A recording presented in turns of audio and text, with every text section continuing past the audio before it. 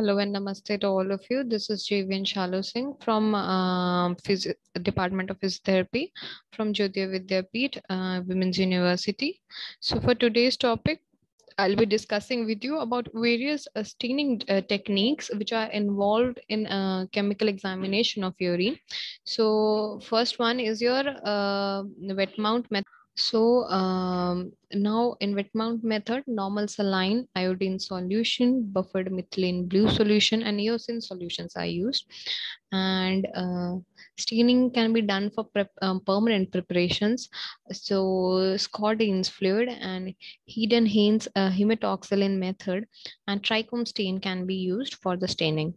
Now, for microscopic examination of wet mount method. So wet mount method is the simplest and easiest technique for the examination of feces, and this method should be performed in all laboratories at peripheral level. Now, wet mount method can be prepared directly from feces material or from concrete concentrated specimen, and the basic types of a wet mount that should be used for each fecal examination are saline, iodine, and buffered methylene blue. Now, for a saline wet mount, it is used for initial microscopic examination of stools, and it is employed primarily to demonstrate worms, eggs, larvae, protozoan, trophozoites, and cysts. And this type of mount can also reveal the presence of red blood cells and white blood cells. Now, for a second method can be your iodine wet mount. So iodine, it kills organisms basically, so therefore a motility is lost. So it is used to stain nuclei and glycogen mass if present. So flagella, it becomes recognizable. So cyst can usually be specifically identified by this method, and Lugol's iodine solution is used. Now nextly, what is Lugol's iodine? So firstly, it's very strong and it must be diluted for about 5 times with distilled water. Now the stain deteriorates quickly, so it needs to be prepared every 2 weeks, and it contains iodine crystals, powdered, about 5 gram of powdered iodine crystals, 10 grams of your potassium iodide, 10 ml of your distilled water. So potassium iodide is dissolved in distilled water and iodine crystals are slowly added. So solution is then filtered and kept in your stoppered bottle of amber color, because it's light sensitive. Now, buffered methylene blue wet mount preparation may it stains trophozoites of amoeba, and it does not stain amoebic cysts or trophozoites and cysts of flagellates. So nucleus and inclusions such as your RBCs or yeast cells, they stain dark blue, and cytoplasm, it stains light blue. Now, in case of your eosin wet mount, so detection of trophozoites and cysts can be done, and it can be much more easily detected against the pink red background of eosin preparation. Now nextly, there are various rapid methods which are used for the examination of stool. So these rapid methods are your saline smear method and your iodine smear methods. So in saline smear method, a huge number of eggs of protozoas and trophozoites and motility can be seen, or amoebas and flagellates. And iodine smear is used, 1% iodine is used, and huge number of cysts and morphological details can be seen through iodine smear method. Now nextly, direct saline or and iodine methods are there. So with a wax pencil, writes the patient, we write the patient name or a number and the date at the end of the slide, so that your slide is recognizable. If your performing the test for a large number of patients, and a preparation of your fecal specimen is done. So for the preparation, we place a drop of saline in center or left half of the slide, and we place a drop of iodine solution in the center of the right half of the slide. So if the presence of amoebic trophozoite is suspected, warm saline should that is for around 37 degrees should be used. Now for preparation of wet film, so with an applicator or a stick or a match or toothpick, we pick up a small portion of specimen, and for this size of match head, and we mix it with the saline, and we cover it with a cover slip. Now to examine, we put the slide with the mount on microscopic stage, and we focus our microscope at power 10 or low power objective, and then we regulate the light in microscope field and the substage diaphragm, and we should be able to see objects in field distinctly, and too much or too little light is not good. Now for the examination, the entire cover slip area with 10 focus objective focuses the objective on top left hand corner, and it moves the slide systematically and backwards and forwards and up and down. Now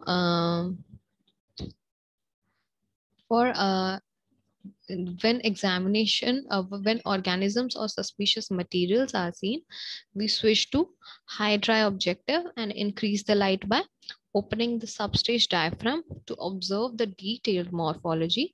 And it is the systematic examination. So if mounts are examined in this way, any parasites present will usually be found.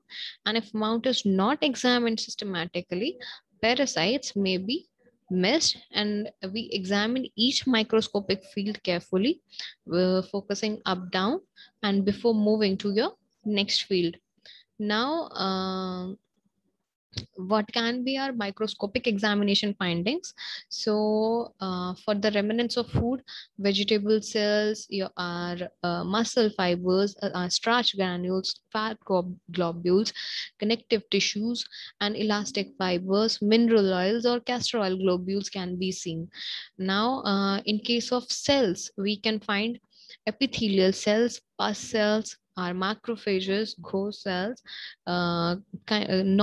notic bodies, eosinophils, RBCs, crystals, yeast and molds, are protozoa, helminthic parasites. These can be basically seen. Now,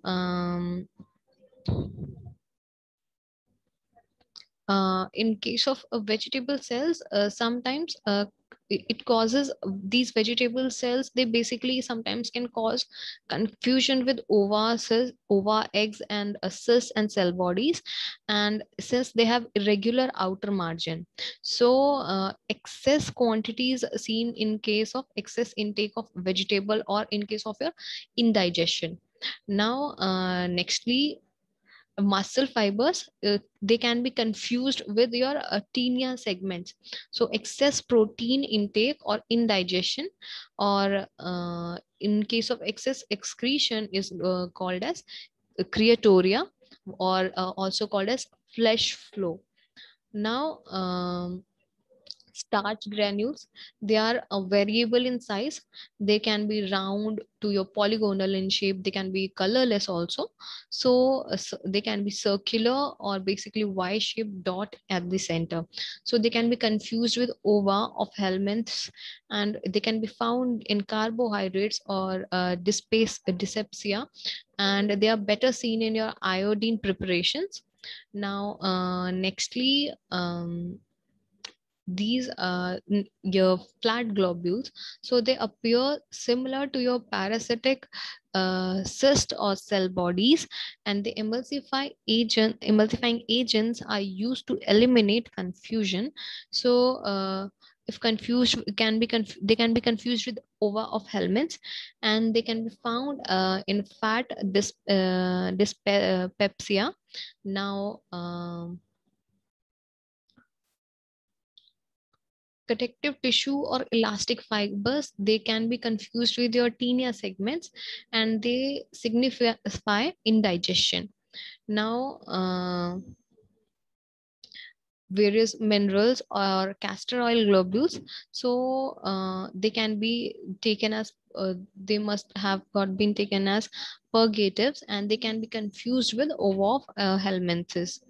Now, epithelial cells, so the excess present can be due to inflammatory conditions of colon, rectum, and anal canal. Now, pus cells, they are commonly found in a normal stool, and they help to ease the passage of stool. So normally they are not visible to human eye, and if visible, they indicate disease. So bacillary dysentery, acute amoebic dysentery, malignancy of rectum, or drugs induce enterocolitis.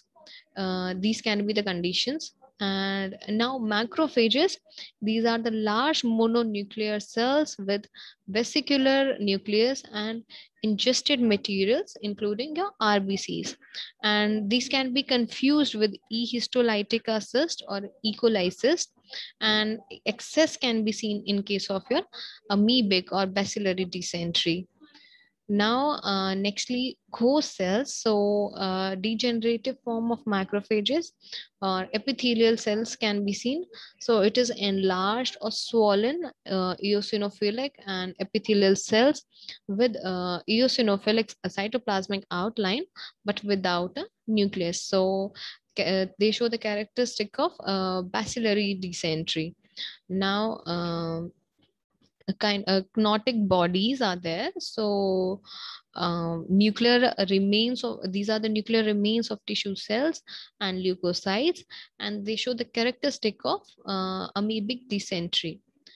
Now, various cells such as eosinophils, these can be seen in case of intestinal allergy during diluting fluid used which is for examining eosinophils is your Randolph's diluting fluid or pilot's stain.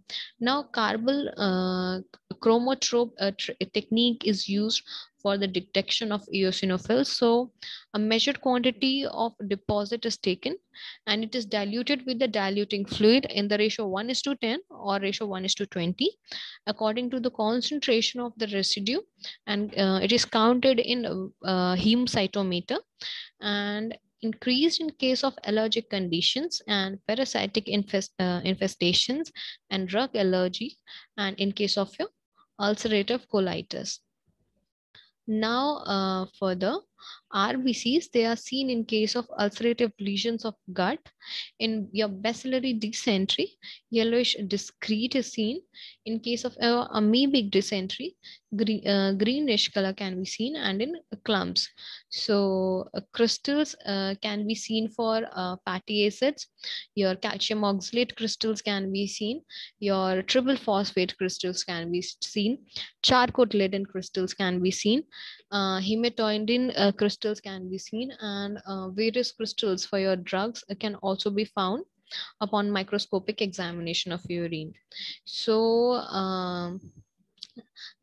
different crystals have a different kind of characteristics. So I'll tell you about these crystals in your next section. So until then, if you have any doubts, you can consult me. And until then, take care and goodbye.